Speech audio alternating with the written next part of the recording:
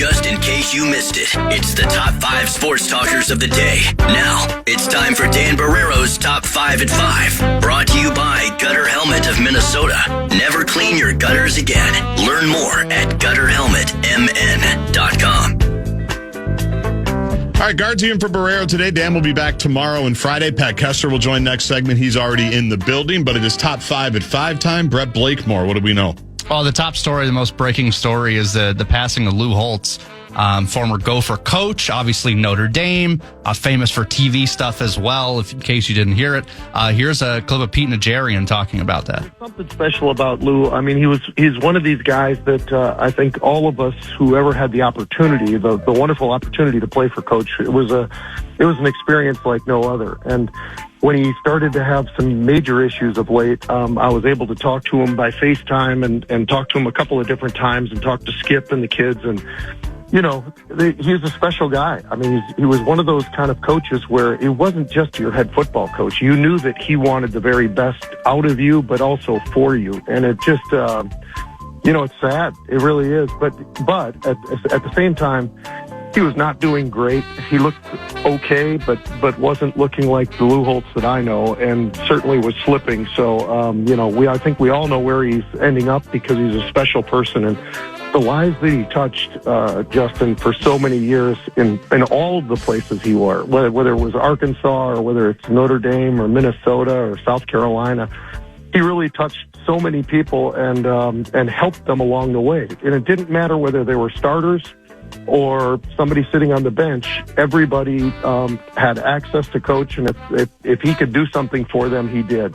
Nicely done. That's good hustle, Brett. Pete joined us about 40 minutes ago, played for him here at the U, and was a captain on the team that went to the Independence Bowl, the team that allowed Lou Holtz to exercise the Notre Dame clause in his contract and leave the Gophers, to leave people like Pat Kessler holding the bag, wondering what went wrong, went to win a national championship at Notre Dame. If you were a child of the 90s like I am, they don't get much bigger in terms of legends of that era.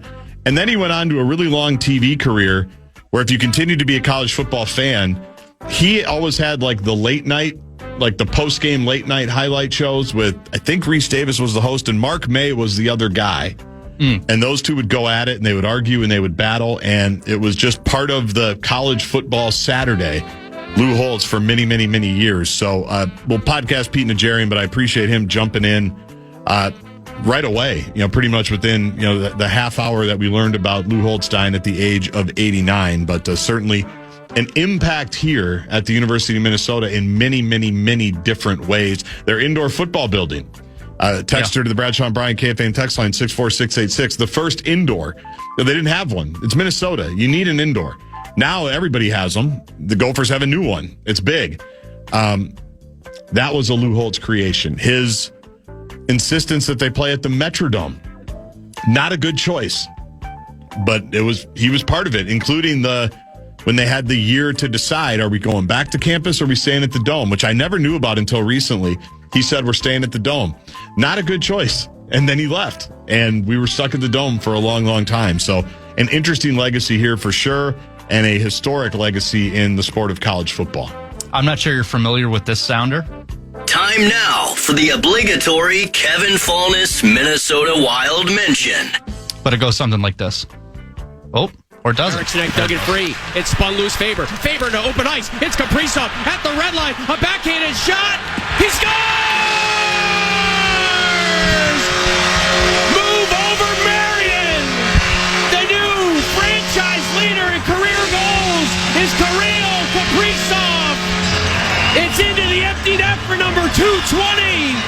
And the Wild in front 5-1 late in the third. If we had any doubt who the greatest Wild player of all time is, now we know for real, it's Kirill Kaprizov. Yeah, Marion moved over a long time ago, in my opinion. I get the significance of it, but he moved over a long time ago. Wintersville better in FM. They break the snide of the 2-game losing streak. They come back. Brodin comes back. And you beat the Lightning, who, they were injured and they were missing a few centers, but that was a beatdown. And as soon as Vasilevsky missed that the sitter right in front of him that he could have just covered up, where Trenyon potted it home, after that it was all Wild. And we're kind of trying to hang in now with Dallas, right? Yeah. I know that the top 3 teams are still Colorado, who we just handled coming off the Olympic break. Dallas, obviously. Dallas is red hot, like red hot, right? They've won 10 in a row. And we're trying to keep pace now with they've got a game in hand on us, and we're a couple of points behind them. I hope now we can settle in. Like, I'm very happy for all the post-Olympic glow-ups. I'm happy for Saturday Night Live. I'm happy for Fallon. Now the snow's melting. All right, it's state tournament time. Snow's melting. It's time to focus now. It's time to try to get the 2 seed. I don't know if they can get 1, but let's get home ice for that series against Dallas, Brett Blakemore. I agree. So, yeah, but a great game last night for sure. We've got a state tournament to talk about. We've had a handful of games already been played in the Class A. That's right. We should get an update. Now let's head to the X for a high school hockey tournament update. Well, let me make sure he's there. Hang on. I thought he was there. Oh, he's not even ready yet? Zach, are you there yet? Did you find him? I found him. That's outstanding. Hey, Zach, you there? Sorry about that. Yeah, I was just in the press conference for Bruce Pland after their 6-5 victory over St. Cloud Cathedral, and they're obviously pretty happy. A heck of a hockey game, the second of 2 great games here at the X thus far. It sets up a Class A championship game tomorrow between Hermantown and Monticello Annandale Maple Lake. So, Guardsy, Barreiro, it's going to be a Why don't you catch game. your breath? Yeah, why don't you head to Trio? Zach, are you all right? I literally sprinted across the Bell Saber press box. Is there a medic at the XL Energy Center? Trio Orthopedic Center. All right, we'll take over from here, and we'll get back to you a little bit later. You catch your breath. We don't want, I think I'm ready. You think you're ready now? You think you Yes, I think so. All right, well then. Hold on, if you're not, I got an echo in my ear. If you could take that out. He's got an echo is what he's going. Abbott. It's Abbott's fault he's got an echo, probably. The narrator would jump in. He was, in fact, not ready. Hermantown. He was, in fact, not ready. To this day, by the way, we're going to be playing that all week. I'm off the next couple of days, but you'll be playing that every day during the top 5 at 5. If you don't, you're fired because we have to do it this week. 2 things about that. I regret forever that I did not call our friends at the X at the time to say we need the security footage of Halby sprinting down the hallway at the Al Shaver press box to get that bit. He was stuck in the elevator. He heard, because we were being piped in, he heard over the speakers that we were about to throw to him. He had just basically started here. And I used to do high school hockey updates at the X. Is that right? I would go because we would do the games. It's a big break. When you haven't done anything, it's a big deal to go sit there and talk about Hermantown and Annandale Maple Lake. Hermantown. That's a big, big spot when you're trying to carve your way into some type of role here. And I'm just so mad at myself I didn't think about we need to get the security footage of that. Because Heck of a hockey game, the second of 2 great games here at the X thus far. You know they have cameras everywhere. Have to. Somewhere there's Halby sprinting, and we'll never see it. We'll only imagine it. But he's getting ready for all the action on the Plus this week, as well as KFAN for more great state hockey coverage. Anything else, top 5 at 5 you want to bring up? Wolves win. Kyler Murray is all but certainly on his way, so people tell me, to Minnesota. Grenard is almost certainly on his way out. And Dallas moved a whole bunch of contracts, including Dak Prescott, CeeDee Lamb, restructured all of them, and they opened like $46 million in cap space. As easy as that. You can do it, and the Vikings have a lot of pathways to get rid of their salary cap issues as well. The one thing I will say on the Wolves, one of the cliches is, and I'm sure you've said this before, Brett, or heard about it, there's always the random Tuesday night in Milwaukee or Minneapolis, like NBA cliche. Like, what's the point? How are you going to get excited for that random Tuesday game against Memphis? Well, I was at the random Tuesday game against Memphis last night. Oh, good for me. And you know how you get ready for it? Anthony Edwards. Like, he is one that can make a random Tuesday night against Memphis. Not a good team. I knew nobody on their team. I was at the game with Sauce and Lieber and our guy Charlie Swanson, Lexus of Wyzetta. Oh, good for me. And we kept looking at each other. Who is this guy? I don't know this guy. And I'm like, I don't know him either. So they hung around. They made some shots. But when Ant gets going, like he got going again last night, 3 after 3, shot after shot, had a block at the rim, takes it the other way. three-pointer, timeout Memphis. Like, that is box office. And there's nights where it's, I can't believe Anthony Edwards plays for this team. Like, you probably still feel, I can't believe Quinn Hughes is on the Wild. Yeah. I have the same feeling. I can't believe he's on this team. You can watch him every night. Same with Kirill Kaprizov.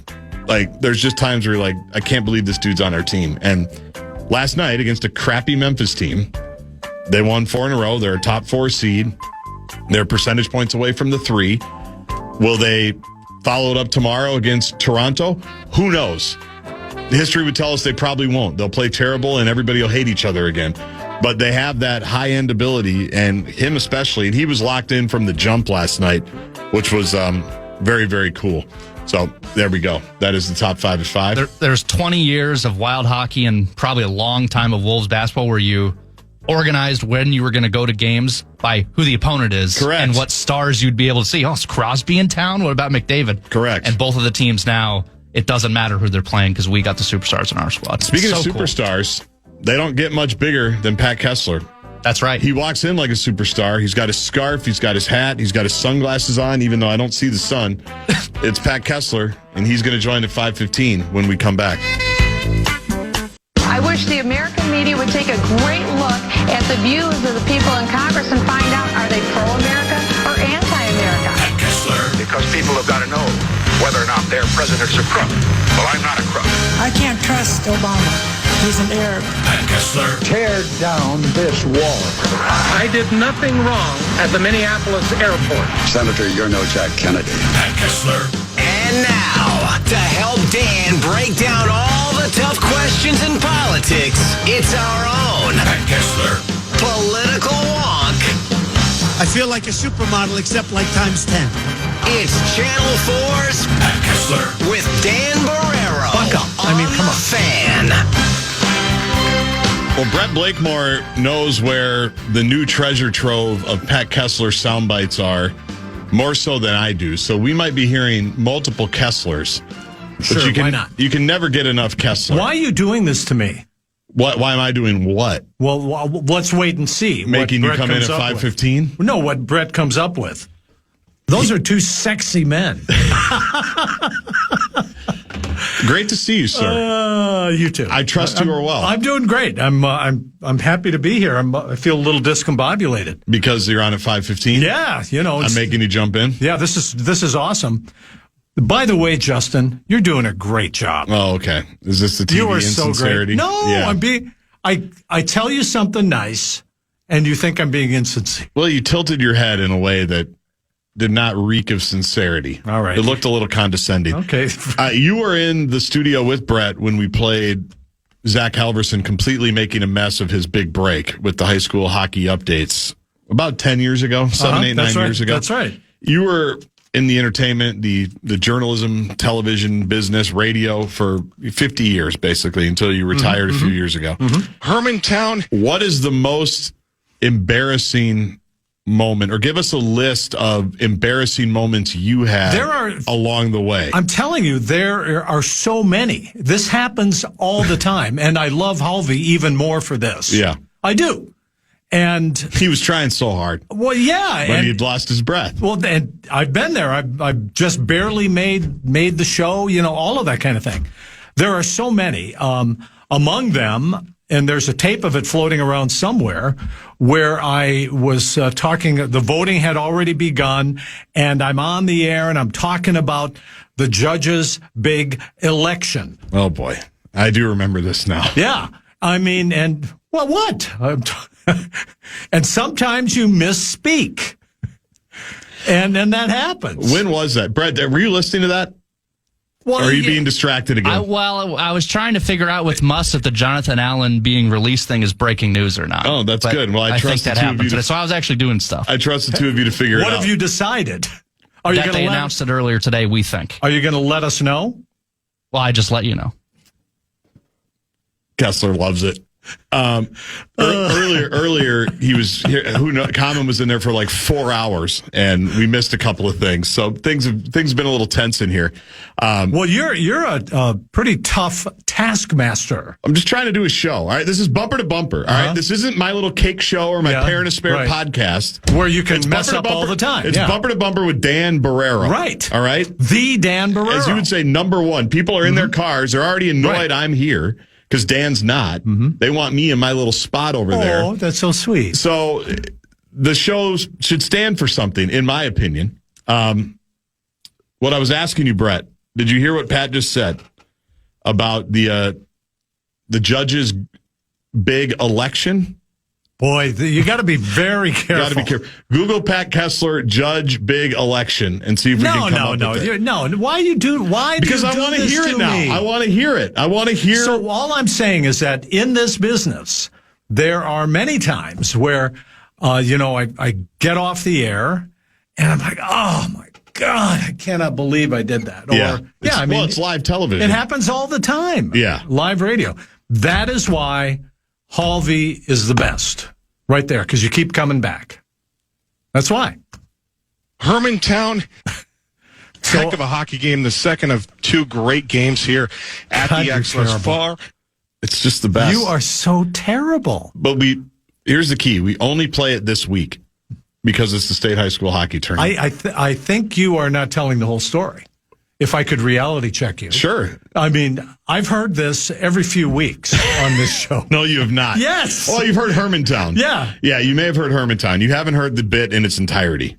And I think, was it Billy Joel who wrote that? I mean, it was a classic song called Hermantown. Did he really? Yeah, think about it. Oh, I just made that up, didn't he? I was going to say, Pat talking to Pat. Yeah. It was called Allentown. Allentown. You're coming down to Allentown. That's right. Thank you. Remember, I'm not as old as you. I'm not going to. Dan's not here. You're never going to be as old as me. I'm not going to get your references. Even if you want to be, you're never going to be as old as me. So Lou Holtz passes away at 89 years old. His family announced today. We had Pete Nigerian, one of his former players here at the University of Minnesota. And Pete was really good talking about. He sounded great. Actually, and he sounded really. You could tell. Good. I mean, even though he knew it was coming, it affected him today. And he talked about it in the 4 o'clock hour. We're going to podcast it after the show. You were not the Freaky McFreak super fan, Gopher fan back then, like you have become. Well, I was. Yeah, that's absolutely true. In the Holtz era, absolutely true. But when I say that name to you as one of us, as a Minnesotan who was around and understands history, what strikes you? Well, I recall it very, very well when he was selected. I thought, wow, us. He's coming to us. Lou Holtz is actually going to be the coach of the University of Minnesota Gophers. And I could not have been more excited. And I know I have an inferiority complex because I was so proud that he came to us. And he did great. I loved hearing the stories that Pete Nigerian was telling. And by the way, Nigerian is the nicest guy. I've met him a couple of times, some Gopher stuff he's the nicest guy. The only guy I like better than him is his father. John Nigerian was one of my heroes back in the day at the University of Minnesota. I mean, what a great man that is. So I heard him say that Dr. Nigerian and Lou Holtz were like two fathers to him, and he was very lucky. And the third one, I think he said, was Osborne. Are we talking about the coach? We're talking about Tom Osborne in Nebraska. Unbelievable. Who he just saw like 2 weeks ago. He sent me some pictures from All right, that. so, I mean, that's a great trinity right there. And so I was very, very excited and so proud of what Lou Holtz did for the University of Minnesota. I think he nailed it. I could not have been more disappointed when he decided to leave because I thought this was it. We're going to the Rose Bowl. This is going to be a big deal. And who knows, we might have had he stayed. Recruiting and all the stuff he did recruiting. I was tickled to hear you say that was when bowl games were a very, very big deal. I can remember when I was young and we would go to a bowl game, the University of Minnesota, and the governor would have a press conference. Yeah. Because it was such a big deal. And so, my feelings have softened quite a bit over time. And I think Lou Holtz, great coach. Really good for the state of Minnesota, helped us out a lot, and God bless him. Very interesting legacy here in that you mentioned he left, and you know this because you're a Gopher fan now. I think it's softened a little bit because I think now most hardcore Gopher fans understand life is pretty good in the Big Ten. It's hard for coaches to leave the Big Ten. There's not a lot of places you can go that are better than or would want to go. Right. Yeah, than a Big Ten school, especially now with the money and the finances. 100%. Now, coaches, and they've all done it. PJ's done a great job of it. Richard Pitino did a great job of it. They have, they know how to negotiate contract extensions just in the illusion that I might go somewhere else. But a lot of that paranoia, I go back to Tubby. I think about, Jerry Kill's name was referenced for some coaching opportunities early in his tenure here. Holtz left a lot of scar tissue when he left because we all assumed, like you, well, the next great coach is going to leave too. And it hasn't happened really since then, but that legacy remains kind of looming large over any coach that has any success here at the U. It's absolutely true because he left without anybody knowing that this was going to happen. Boom, he's out of there. And I got a new boyfriend, and here I go. Mm-hmm. And so that'll be cut up, by the way. We'll hear that tomorrow on the morning show. I'm going to get that one too, yeah. Go. Just warning you. I'm starting to feel very uncomfortable. Yeah. That one will be too. Go ahead. Tell us about your new boyfriend, Notre Dame. I'm to a point where sometimes people stop me on the street all the time. No big deal. Good for me. Yep. What a great life. Mm-hmm. And they think I'm on the morning show. So you do a great job with those guys. That's what it's like. What? I'm confused enough in my real life to worry about. I'm just laying out. So yeah, so going to Notre Dame it's true. I always do have in the back of my mind. I love PJ, and I think he's done an incredible job with this program. I sometimes think about that, but now I'm a man of a certain age. Yeah. And so now I'm thinking, what would be better than this? You have all the tools to build a winning program, and let's do it in basketball, hockey, football, whatever it is. Where do you want to go where it's going to be better? That's maybe I'm too much of a homer, too much of a Rube. Well, that's a separate discussion. Is it LSU? Yeah. Is it UCLA? What is better? Unless you're going to Alabama. Right. Well, here's what I'll say, though. Or also, Georgia. Let's just use PJ as an example here. If PJ left this offseason or next offseason, he's been here a decade. You can't say he didn't put in the time, right? You can't say he didn't put, his stamp on the program. What made the Holtz thing unique was he just got here. Everyone got excited. It's true. They go to a bowl game, and just like that, he's gone. It's true. So that's where it was so sudden. Yeah. The breakup was so sudden. And the ascension was so sudden. You heard Pete Najarian talk about his group was 1-10, 2 years before that. Think about that. And to play better the first year and then be 7-5, which isn't a crazy good record, but great turnaround for Minnesota to do it that quickly.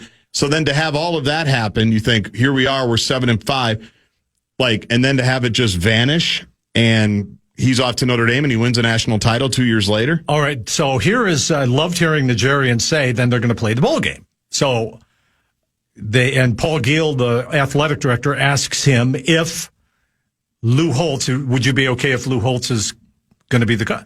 Hell no. That was great. He's cutthroat. That is cold. That's what that is. You're a team. He's a team. What do you remember about the Metrodome when it first started? Because that's the other. It was so great. The other part of the legacy that I don't think, I didn't know this until a couple of years ago, that Holtz was a big proponent of that, playing at the Metrodome. And I do remember that. They had an option to go back to Memorial Stadium, which was not in a very good spot. And he said, we want to play in the Dome. Players want to play in the Dome. I don't believe it. I believe he said it, but I don't believe it. Think about, does anybody, perhaps our resident Dan Minnesota will let us know, but how much would it have cost? And I kind of remember to renovate Memorial Stadium. Right. And it's nothing. It's money falling out of the pockets of billionaires here in Minnesota. Can you imagine what it would have been like if they had done that relatively cheaply, inexpensively, and made it a world-class facility? What I recall is that it was not just Lou Holtz, but it was all the business leaders here at the University of Minnesota and in the business community, including Sid Hartman on the Star Tribune. It was many, Harvey McKay, some of the big business leaders here. Lou Holtz, it was like the cabal. Yeah. That's what it was. All these guys got together and they decided that it would be better. I never liked it from the get-go, but you are like a son to me. You're much older than my children, but yeah, you are like a son to me. I appreciate that. My kids are really nostalgic for the Metrodome. Yeah, well, I get that. It was such great. I mean, how many monster truck events were there that I attended? I'm sure you went to a lot. Baseball games, whatever it is. Yeah. Concerts. My kids love baseball at the Metrodome, and they talk about it fondly. Yeah. They remember it fondly. Well, I have no good memories of it. Well, other than the World Series. That's it. But that's all we knew. Because I have the pennant that they gave out in the last year of the Metrodome. Why? I don't know. My kids are going to throw that away when I die in 50 years and go, why did Dad keep this? This was stupid. Mm-hmm. I went the last Vikings game at the Metrodome, and I sat in section 101, row 7, where my family had season tickets, the games I grew up in. And I was feeling nostalgic about it. Mm-hmm. But because it was our place. Yes. It was our place. For you young people, yeah. I mean, 87, 91, game 2 of the 91 World Series. Herbeck pulls Gant off the bag. I'm deep center field with my Uncle John. I remember all of those things. Absolutely. But they can't argue that it was a critical miss by the U to go there and stay there. Big time. Because we lost. I mentioned it with Brett earlier. I grew up going to games there. They were at 6 o'clock at night, as you remember, because there were no TV to dictate it. It was, it'll probably be on MSC or whatever at 6 o'clock. Why is it at 6? Because on September 12th, when it's 74 degrees out in the fall, no one's going into the Metrodome to watch college football. It's not going to happen. We'll put it at 6. You pull up at, I'm not in the Ski-U-Mah lot with you before the game. Mm-hmm. I'm pulling up at 5:45 or going to our seats and we're leaving right after the game. Now, we have a vibe now. You're a part of that at Huntington, but it took a while. Well, we just have a couple of doobies and we're in at the game. We're in the game. So back then, even when people came to the game, they didn't come to the game. I mean, it's 60,000 people it sat. Right. And so there would be, what would there be? 30, 40, maybe. If Wisconsin and Iowa were there, yeah, they'd bump it up. So I don't have great memories of that. R.I.P. Lou Holtz. I mean, good guy. Very funny guy. Legendary name. Loved it, yeah. Legendary name. Speaking of arenas, the Grand Casino Arena is due for some upgrades, and the new mayor of St. Paul and the Wild owner had a press conference about that earlier in the week. I want to get your thoughts on that. And you mentioned the governor would have a press conference for a bowl game appearance back when the Gophers would Remember go. That? Yeah. The Minnesota governor had a different kind of press conference or a different kind of appearance that we have to speak about as well. All of that is a part of your list. Pat Kessler joins us or continues in studio when we can. The Fan welcomes some great shows to the Ledge Amphitheater this year. John Mulaney will be there August 22nd, and Blues Traveler and the Gin Blossoms will be there September 12th. Get complete details on all of our upcoming shows on the concert page, KFAN.com, keyword calendar.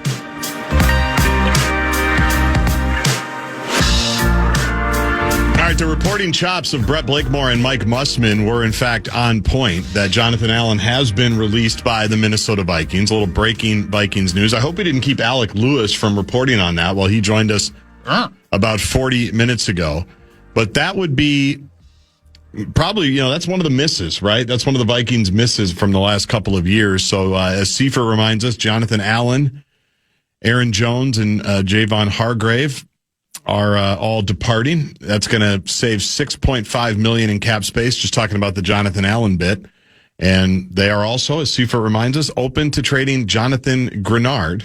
So only time will tell. I'm starting to feel very uncomfortable. And I think if you're Ryan Kelly, the Vikings center, you should feel uncomfortable. That is Pat Kessler from last segment. Pat Kessler from this segment now joins us. He is back. That's really funny. It's good stuff, isn't it? That is just great stuff. It's really good stuff. We were just talking about Memorial Stadium, the old Gopher football stadium that now is the Aquatic Center and the McNamara Alumni Center, which that's how dumb I am, Pat. I always assumed that Memorial Stadium was kind of in the vicinity of where the new stadium is, Huntington Bank. Mm-hmm. I never knew that they built the Aquatic Center inside Memorial Stadium at one point. Yeah. Basically to say we're never going back. Like you think we can come back to the football stadium? It's like when you successfully launch your children and they go off to school and then they go on build their own lives, and I turn their rooms into something else immediately. Or you move. Like a video game room. Yes. In my case. Right. Is that what you did? Yeah, with many different televisions, monitors and everything. And they never came back, did they? They never came back to live there. Good for you. No, I didn't do that. You should have.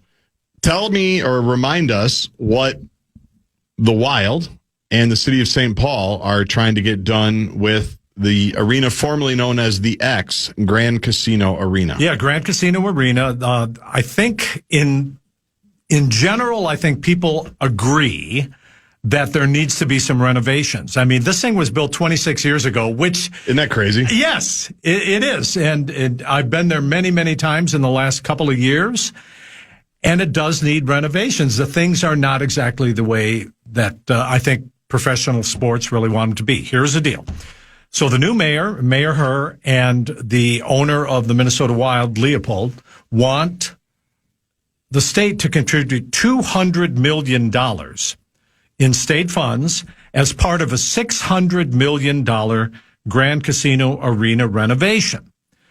Now, once again, we're going to get into this because the Timberwolves want a new arena. Yep. The Wild. Do the Vikings want one yet? Not yet. How about the Twins? The Twins, no. Or do they? No, they don't. No, they don't. Here's the thing, that it seems like they're coming really fast because Memorial Stadium, when they built the Metrodome, was 75 years old? It was old, yeah. So now we have rolling through a lot of stadiums around the country and arenas, and they're outdated fairly quickly. The city of St. Paul and the Minnesota Wild would each contribute roughly $162 million. They want $200 million from the state. And then there would be some other contribution, but all of this would be used for infrastructure, and that includes things have changed quite a bit from 26 years ago when it comes to streaming, when it comes to digital, online, all of that. It has to be redone. The locker rooms, I've never been in the locker room. Have you? Yes. And? The Wild locker room? Very nice. I think it's fine. I think it's functional. Renovated. I'm guessing it's smaller than they would like. That would be my guess. Yeah, and then redo all the arena seating. Just redo the whole thing. We're not talking about a tear down and build up. This is less money than they asked for just a year ago. I think they were asking $745 or something like that. I can't remember the exact number. So yeah, they're going to go to the legislature. The new mayor, who until a few months ago was in the legislature. She is considered to be a financial expert, a financing expert. Okay. And so I think they might have a shot at something, and if not this year, next year.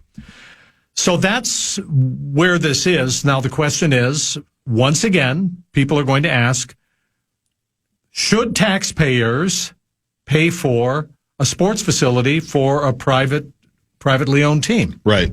And what is the answer? That's what the debate's going to be all about. So what else are they trying to do? Because I remember hearing, I'm pretty sure I remember hearing this, that they want to add like another hotel on that spot. Like they want to add things around the actual arena as well as just updating. Is that still part of this? And that is not in this proposal, okay. But that is part of the proposal, but not this one. Okay. So, there had been talk about building restaurants all the way around it, and as you say, some new hotels. But the city of St. Paul would have to be involved in that. And the city is putting all its chips in the middle of the table on this financing to get this thing done now. I think what the Wild would give is sign another 30-year lease. Right now they're until 2036 or something like that. Okay. So 2066, when your kids are taking you in the wheelchair to the Wild games and the concerts. It would be what concert? Third Eye Blind. In 30 concert. years. Yeah. Third Eye Blind. I don't think they're playing Grand Casino anymore. What's the appetite for public funding, in your opinion? It's never good. I feel like it's almost worse now than it's ever been. Is that a fair assumption? I mean, you covered these things a million times, so you would know more than me. I think people say that, and I think in general, if you took a poll, people would say in general, we don't believe that taxpayers should fund this. But if the Wild go to the Stanley Cup, right, and the Timberwolves are in the NBA Finals, whatever it is, that does a lot for public sentiment. Even if ethically, morally, you don't believe that taxpayer funding should be used, I think in general, usually that's what happens.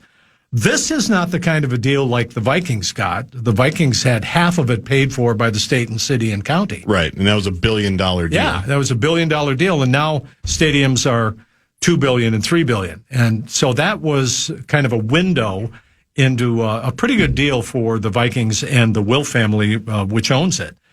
This is, everybody's got skin in the game in this Wild plan. They really do. So answer me this as a St. Paul guy, as a St. Paul resident. How is St. Paul doing, the downtown? Not great. That's not great. That's I was very surprised when Mayor Herr actually got into the race against Melvin Carter. It is as if, and me and many of my neighbors and many of the people I talk about who hang out in St. Paul, you ought to come and hang in St. Paul, man. I like St. Paul, but the times I've been there, I've gotten that sense. Like, just, with businesses, coming and going. It's almost benign neglect. If you go downtown in St. Paul, the skyways are closed. Many of the buildings are now empty. Yeah. Part of it because one guy owned so many of the buildings and he passed away and they went into foreclosure. I mean, it's crazy. All of the buildings downtown that are empty. Because it's going to be packed this weekend, starting today, right? Yep. From sun up to sundown. You got hockey, you got basketball, you got everything downtown. And it's as good as it gets with the restaurants right there on West 7th, and I know it extends, into the park and everything there. But when I've gone for just a couple of things and I walk around, I go, because we spend a lot of time talking about Minneapolis, obviously. Mm-hmm. And I don't think we talk enough about St. Paul and what. I love St. Paul. I do too, and despite my upbringing. I think, yeah. Despite my West Metro snobbery, I love St. Paul. Yeah. But again, as I mentioned, this year, Edina people have timeshares in St. Paul for the state hockey tournament. So we have a vested interest in the city being vibrant. Well, here's what I want to say, that this is a key. This is an anchor. This is something that is leveraged for the rest of the city to make it more vibrant, to bring more people down. And that's my point. And that is what it is. This would be a good way to start that. There are a lot of other things that the mayor says that she will do, but this is a really good way to start for the city of St. Paul. If they could get this done, there would be construction down there. It'd be really something. Have you been to a concert at Grand Casino recently? Recently? It's a great place to go. God, I'd have to even wonder what my last concert was there. You don't remember? I don't remember. Sure, yeah. I haven't been to a concert in years. But there are people there. The downtown is packed with concerts, with Wild games, with the tournaments coming up, with the dog show. All that kind of stuff is really good for the city. And I think Mayor Herr will do what she can to try to push this along. So don't count it out. I think the odds are against it, but not that greatly right now. You think they're against it? Well, as always, with a stadium, sure. Or an arena, and they're asking the state to kick in money. Yeah, I think you go into it knowing that taxpayers don't generally like this, but they come around. I mean, are you not entertained at U.S. Bank? Right. I mean, do people love that? And that turned out to be a pretty good deal for everybody involved, including the taxpayers of the city. Another quick bill I want to get your thoughts on before we talk about another bill, and I don't know if you heard this earlier in the show. What would the appetite be in the Minnesota House of Representatives if PJ Fleck went to the Capitol and said, like Mississippi, I need you to do this for me.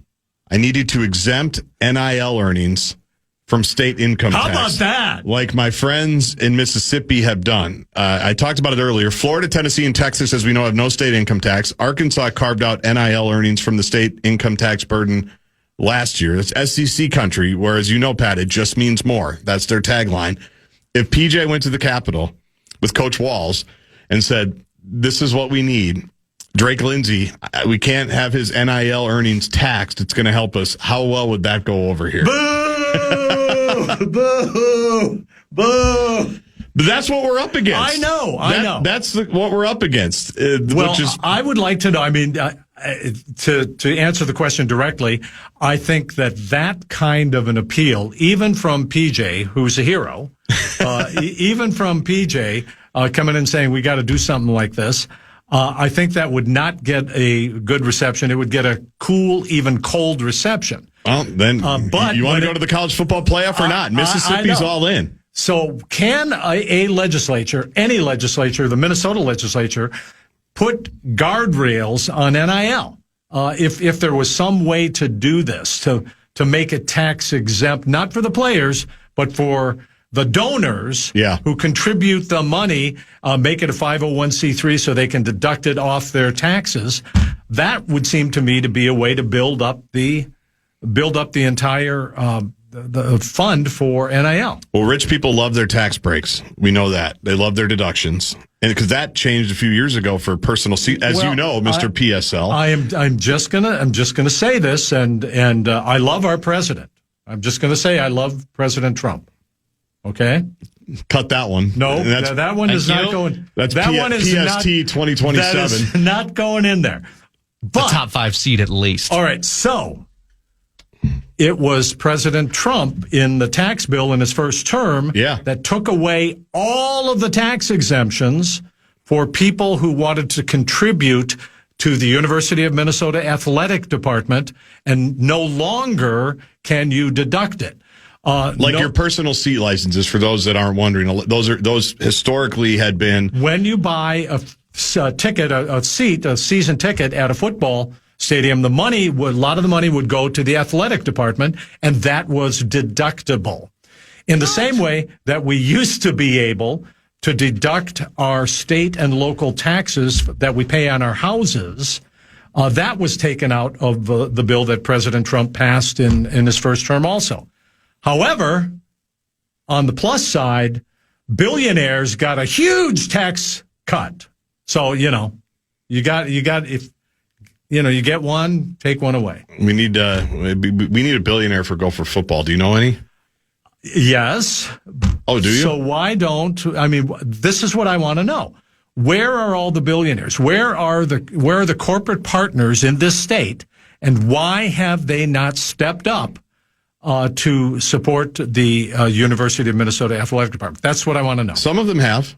Well, yeah, some. Some of them have, and I think a few more are about to. Where's our Mark Cuban? We don't have one of those. To fund we do. Well, we have them, but we don't have them. Exactly. Well, they're not around. So we need, and I've Googled them.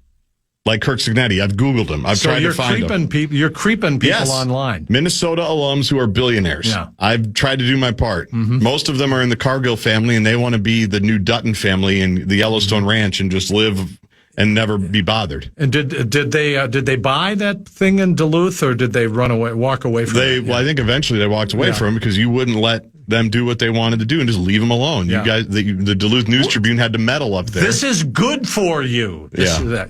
The Park Point stuff. Yeah. Can you stay for another segment? What time is it? I want to talk about the cursive bill that you have here and a couple of other things. Yes, sir. With Special K, Pat Kessler. Another segment with him around the corner.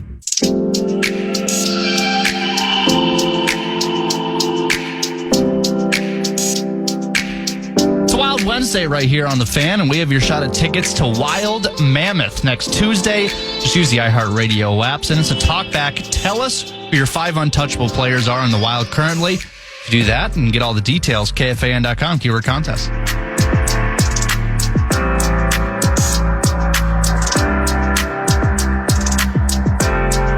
Twin Cities News Talk, AM 1130 right now. Gopher men's basketball is taking on the Indiana Hoosiers in Bloomington, Indiana. One of my favorite places to watch a basketball game, call a basketball game, legendary Assembly Hall. And that game is in the first half right now. It's about 6 minutes to go. The Gophers trail by 4, 26-22.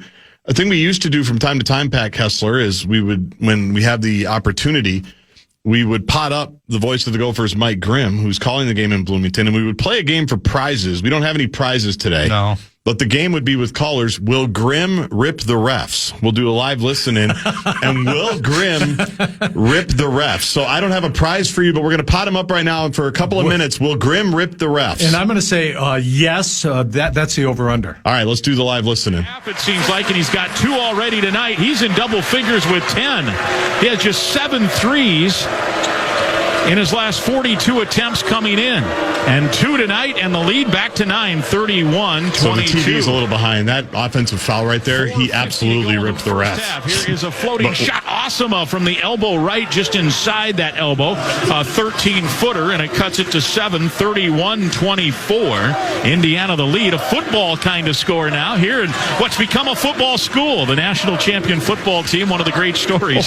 We, of course, just across the way, Memorial Stadium here, and it's still shake your head a little bit at the amazing part of that story. Indiana winning a football national title. Here's a 3 partially blocked by Shinholster, and the Gophers the rebound, down by 6, coming the other way. Pass ahead, Shinholster works into the paint, kicks back to Reynolds, waiting now with a left-hand dribble outside the stripe. Now gives to Durkin, open 3, rims out. Weak side rebound, DeVries for Indiana. Nothing controversial yet. A 13-11 we need a foul of some sort. Yeah. DeVries. Well, we play zone defense, so there's never any fouls. Shinholster lob and another dunk. And he wanted a moving screen, did Nico Medved, but Alexis now with 15 first half points. Nico rips the ref. 33-24, the lead back to 9. 3:45 to play in this first half. Here's Tyson driving, picks up the dribble, feeds to Shinholster. He'll launch a 3 right side. It's no good. Rebound tip. Durkin has it. Kick out Tyson. Tyson driving, leaning, shot up. No. Put back Shinholster. No. And the rebound off of Indiana. It'll stay Minnesota ball. And we're at our under 4-minute timeout. Gophers down single digits, 33-24. They'll have 20 to shoot when we come back. 3:30 to play here in the first half, and it's 33. All right, so you would have lost, Pat Kessler. I know. He did not rip the refs. I had a lot of money on that, We were too. so close. There wasn't. He said Nico Medved kind of got into the refs. That's like a half pelf. That's like a half rip the ref. But I can't say that was a full Grimm ripping of the ref, unfortunately.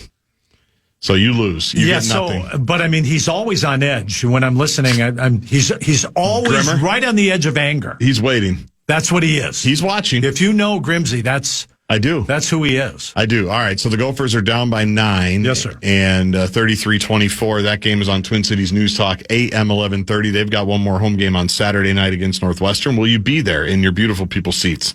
May or may not. Not sure yet. It's senior night, so that is a big plus. But so do you get discounted popcorn? What do you mean senior night? I see what you did there. Tell me about this cursive bill. What is this cursive bill, and what do I need to know about it? Well, can you write in cursive? Yeah, that's I my love question. cursive. Yeah. So there is a bill at the Minnesota legislature which would require schools to teach cursive writing for you young kids who really know how to work a keyboard but don't really know how to write in cursive, beautiful writing with a pen on a piece of paper. This is what the bill would do, teach young kids how to do it. Now,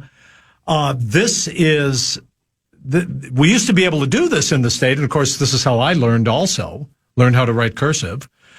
But they brought in the Declaration of Independence, and one of the members of the legislature asked a kid to pick out John Hancock off the Declaration of Independence. Right. Couldn't do it. Can't read cursive. And the author of the bill wrote a birthday note to her grandson, and he couldn't read it and asked her to read it. So, what do you do? This would be something. I think I have pretty good handwriting, and I learned how to write cursive when I was punished. Is that right? In school. What would you have to write? I am sorry that I was bad in school. I am sorry that I was bad in school. I am sorry. Is that an authentic Pat Kessler? This is a Pat Kessler artifact that I have brought with me to the show. I wish we had the cameras on, but we're not the Power Trip Morning Show. Well, I'll tweet it out after this. But please do. And you have it framed. I have it framed. That looks like the Declaration of Independence. It does. And so, and I think I had to write 25 times, I am sorry that I was bad in school. And I learned how to write cursive that way. But it got to a point where I would take pencils and tape them together so they were in a line. And then I would write, I am sorry that I am bad in school with like 3 pencils, with a spacer in between. Yeah. And so I could write on 3 lines at once. That's efficiency. It's incredible. But here's the thing. Because that's how I learned to write by being punished so much. I'm pretty good. I had to write a 50-word essay when I was in like 4th grade. I have a speech impediment, and I still do to this day, but I went to speech classes. I have a lisp, and I had a very mild stutter. Here's the deal. So I wrote an essay, 50-word essay. The title of it was, I Am the Stuttering Man. And here's how it went. I am, stuttering, man. 50 words. Boom, done. That's how it was.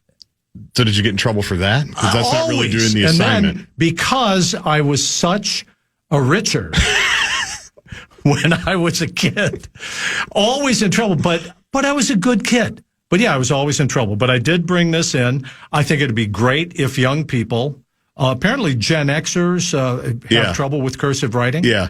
Brett, did you learn cursive growing up? Because you're young. You were born in 1996. That's weird that you... Oh, we talked about it today. I don't have your birth certificate. No, but we talked about it today. Yeah, so I'm 20. And I listen. I listen when people are speaking to me. I'm 29. I remember it, 3rd grade maybe, learning it. But it was like one and done, and I never touched it again. Really? So, yeah. Well, can you read cursive? I can read cursive, and I think I could write my name right now if you asked me to in cursive, but anything other than that, I'm screwed. Well, and by the way, it's never, not to poo-poo on the bill, but I've never once thought, man, I wish I knew how to write cursive. Well, how do you write your thank you notes?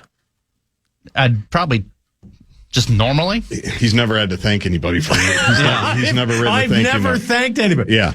Well, how do you write a letter to your parents? Exactly. See, that's the thing. This is such an old school, because I remember I used to write a check? I've written 3 checks in my life. Here's one. How do you sign autographs at the state fair? There's one. I sign autographs at the state fair. Okay, what about that? That's a good one. You will one day. I'll write the letter to my mom. I'll give it to the Pony Express. It'll be in Des Moines in 3 days. Wow. I used to write exclusively in cursive when I was like in middle school and high school. Yeah, I preferred cursive. Now, only when I'm signing autographs at the state fair, or my wife always gives me crap about this. One of my like ADD tics is when I'm sitting here, and I do this all the time when I'm working on something. I will sit and just sign my name like this.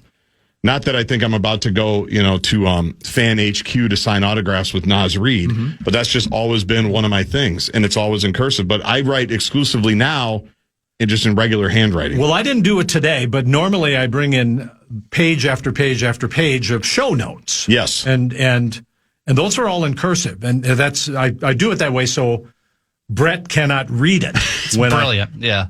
I just can't figure it out. So the question is, should we be able to write cursive and read cursive? And I think the answer is yes. See, I would say it's a noble cause, but I think it's increasingly irrelevant. Like algebra? Like thank you notes, like manners, like it's a civility. Yeah, it's a throwback to a simpler time.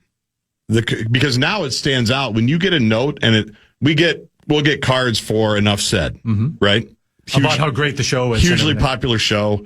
Someone just came up to the booth for Gopher Women's Basketball and gave Lynette, my partner, and me a card. They were both in cursive. Older person, just saying, listen to you guys, love you guys. But that's a generational thing. Like, I believe that Gen X can't do it. But I don't believe they're ever going to want to, because they don't do those. They don't write letters to their parents. They didn't They didn't have pen pals. They didn't serve in a war and have to write back to their, the wife that was waiting for them how much they loved them. Like, well, they sent them a text. Let me ask you this etiquette question.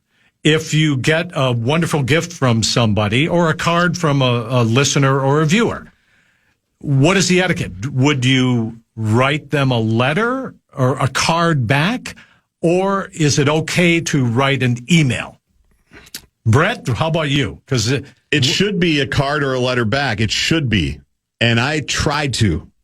I'm not very good at it. Mm-hmm. I'm very sporadic in my thank you notes. And the people that are diligent about it, I envy because I can't do it consistently. It's so stupid because it takes no effort. Yeah. But I can't find myself consistently doing it enough. And every book about success that you've ever read will tell you that is a critical aspect of it. Well, it's interesting you mentioned that one of the stories in Minnesota Reformer about cursive says that scientific research says that cursive writing activates different parts of the brain compared to printing. Yeah, I believe or it. Printed handwriting. So let me ask you this: Do you ever print out in block letters on a piece of paper? I mean, you're writing your name. You should learn how to sign other people's names. Well, I signed my dad's a lot when I needed money. There you are. Yeah, I can get And you it. take the check, because in those days it was a check, right, from the bottom of the checkbook. Right. So it would be months before he figured it out. Exactly right. That's so good. Yeah, exactly right. I do a lot of freehand writing, though. Like, a lot of times my notes for the show or my notes for Gopher stuff is all handwritten. I'm old school in that sense. It would have been cursive 20 years ago, but now it's more just block writing. I have actually seen your calendar book with your appointment book with all the stuff that's on it. It's like Sanskrit. It's like a beautiful mind. Yeah. Trying to figure out. It's some scary stuff. Yeah, yeah. Well, some of the people would love to have the nostalgia of cursive and have that in a bill. But the author of the bill says it's possible now that we're going to have to first teach the teachers how to write cursive. I believe that. Yeah, I believe that. My kids are learning cursive a little bit in their school, but they also have an iPad that does everything. That's a whole nother. Well, send them to a Catholic school. I don't know if the nuns still do that, but when I was a little kid, yeah, I mean, you had to learn how to do it. What were you doing in school that you were always in trouble and having to write? I'm sorry, I was bad in school. 500 times. You know, I was just like a cut up. One time, the sister, you Sister were a Mary, cut up, if you say so. I was so funny. Sister Mary Dominic walked in the room, and I was hanging from the rafters above the class. Let's just say that. And then the thing was, then they'd call your parents. Yeah, well, yeah. On a dial phone. Yeah. The operator had to pull a plug and put it in over here. Yeah. And then you'd see the clock going around like in the films, the clock hands. Yeah. Yep. I was so high. Yeah.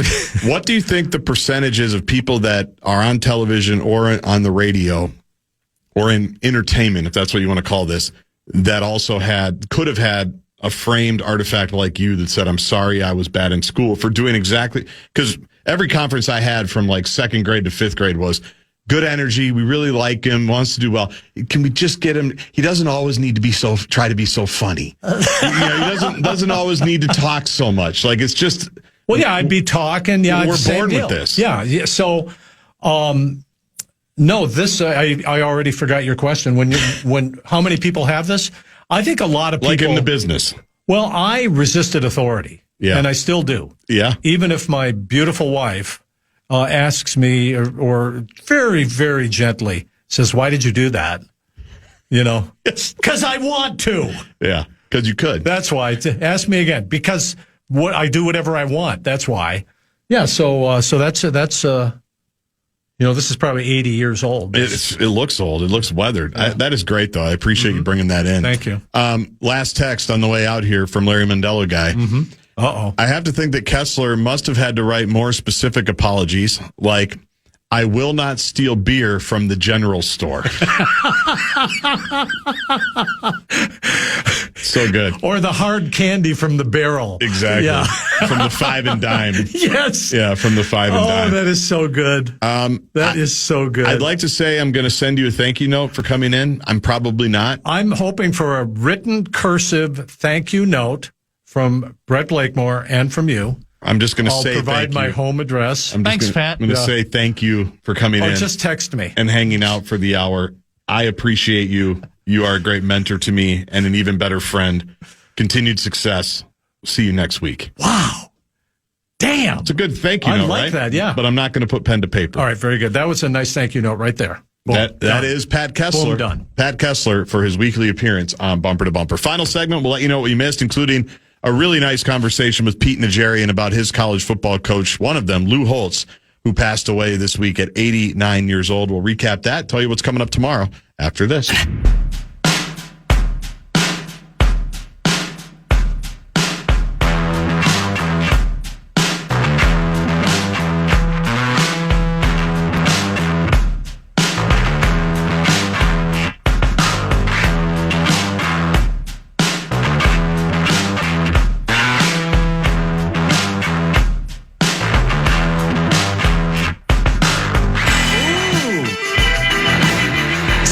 If you got them. Shh, quiet. It's the Bumper to Bumper Show Wrap. Thank you, American Pressure, commercial grade pressure washer since 1975. Appreciate Pat Kessler coming in, his usual outstanding contributions from about 5:15 to 6:15. My buddy Jace Frederick joined me to talk Wolves. That was early in the show, 3:15. Wolves have won 4 in a row. They're back in action tomorrow night against Toronto. The number 4 seed as we speak right now. Percentage points behind the Houston Rockets for number 3.